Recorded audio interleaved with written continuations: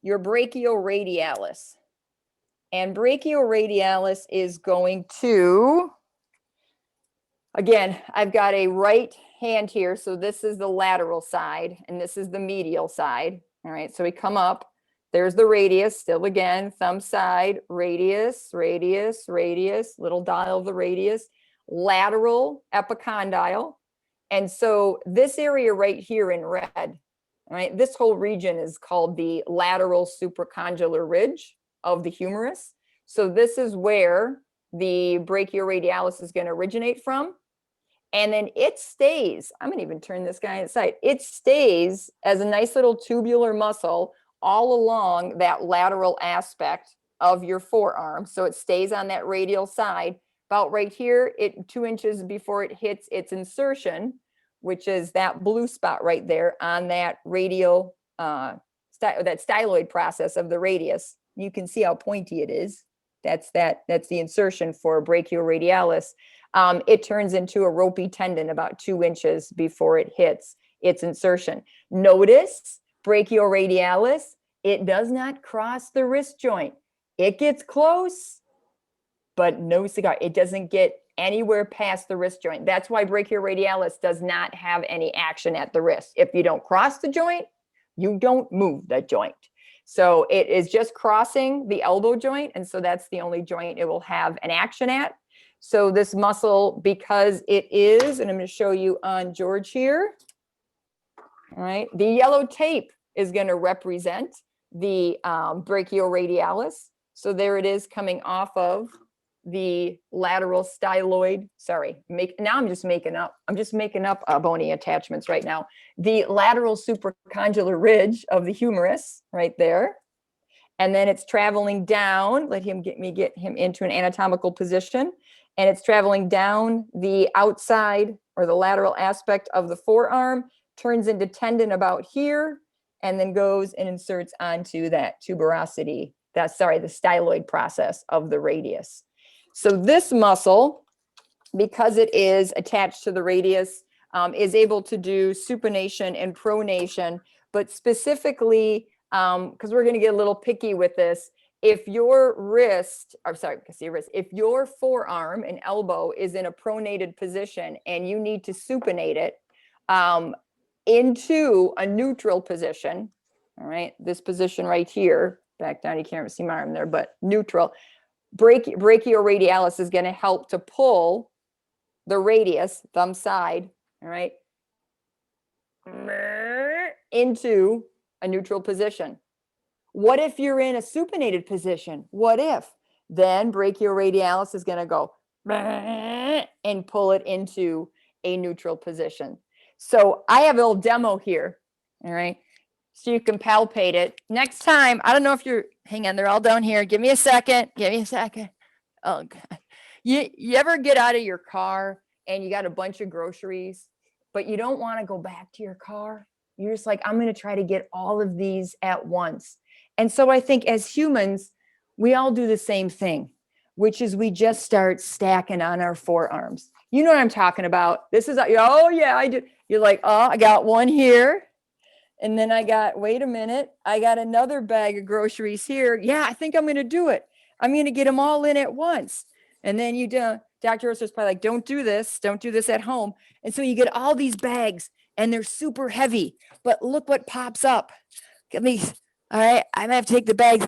Oh, okay, I'm going to have to take these bags off. I can't do it all at once. When I'm in class, I usually find the person that's got the biggest bag, sack, book bag, and I'll be like, just all I have to do is hang it on here and brachioradialis will pop right up.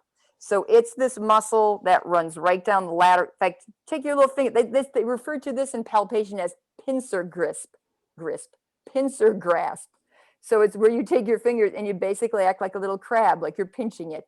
And this is a great way to follow all of the muscle belly of this muscle that comes down. And then when it gets bony, that's because the tendon has started. So, and another way to palpate this is if you take your hand, you can't see me doing this, but you put it underneath underneath the table in a neutral position, and you push up against the table. That, oh, there it is. It's a better view on this side. That brachial radialis pops up very nicely. Now, let's reorient ourselves. Remember, Jill talked about the brachial radialis. So if you flex your elbow like this, you'll feel that muscle pop up here. So there's me relatively relaxed, and you see that muscle that pops up right there is a brachial radialis. Now remember the brachial radialis. So again, I'm going to flex my arm here. So you can see that brachial radialis pop up. But remember the brachial radialis comes off that lateral supracondylar ridge. So we can actually catch that brachial radialis, I should say, right here. So again, I'm just going to go cross friction right across that lateral elbow there. So I'm going this direction, but then I'll also angle it this direction, because remember, brachial radialis goes down this direction, down the forearm to that radial styloid region. So now I'm going to just cross friction it here. Just again, not going super deep, just nice and easy. And again, this actually feels really nice. And again, you can use a lacrosse ball. You can use your hands. So if you're using your hands, you just get in there and just use 3 fingers, like reinforce 3 fingers, so you're not overusing your index finger, and just reinforce it and just go slow, go nice and slow and easy. And now we can actually just work all the way down, because we're also going to get some of those extensor tendons, like right there is pretty tender for me. So we talked more about the extensor tendons in the promo, but again, we can just kind of use that same concept and just kind of work down the extensors. And then just work it down here. It's a little bit more bony, so there's not, because again, the muscle bulk is sort of right here, and then it becomes a pretty thin tendon as it goes down to the styloid process of the radius. Now let's come on the other side. Now this side, you have to be just a little bit more strategic and careful, because on this side of the brachial radialis is you have some nerves coming down here. So you've got your median nerve, not right here, but it's pretty darn close. We'll talk more about the median nerve next time, because there's a specific muscle the median nerve runs right underneath. So just see how I'm sort of like lifting up that muscle bulk. So I'm on the other side, I'm on this side of my arm here, lifting up. So I'll do it on this side. So I'm sort of lifting up that muscle bulk right there. So I'm kind of coming underneath that extensor group right there, and that brachial radialis. So I'm going to use this smooth edge again, get right in here. And now you see me sort of like lift that up, scoop underneath and lift up on it, and just kind of work that muscle from this side. And now I'm going to get up into the elbow crease here just a little bit. And that actually feels a little tender and sore. Again, manual therapists that work with their hands all the time, they're going to have, or your guys and gals that do a lot of lifting, they're going to be real tender in here, because these muscles have gotten quite overused by the nature of their exercises or their repetitive activities. So it actually feels really good right through there. Now, when I'm working here quite frequently, I will, if you notice the direction I'm going, I'm actually going that direction, because remember that when your client has a forward shoulder, all these muscles are sort of like the whole shoulder is getting yanked down that way. So I actually want to encourage the fascia and the tissues to glide back up that way. There's nothing scientific about that. I just find that it actually works. There's one of those things that I don't really have any evidence for why I do it, except for the fact that it generally works. So I'm just kind of generally working back towards the shoulder when I come on this side of these muscles, and just go slow. And just work it right back up to the attachment of the brachial radialis and the attachment of the brachialis. When you're doing rowing position, and this also relates to curling for basically curling as well.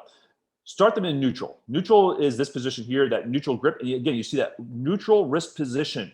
So I've aligned my scapula, I've aligned my head and neck and shoulder position, and now I'm going to do my row, and you see that neutral wrist position the entire time. The other thing I'm not doing is pulling the elbow way far back behind the shoulder, so that way I can maintain alignment of the shoulder and elbow. The wrist staying neutral.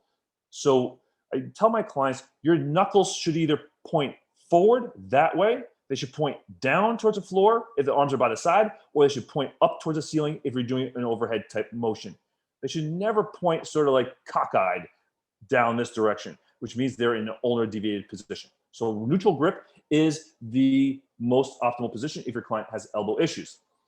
The next best position to use is a supinated grip.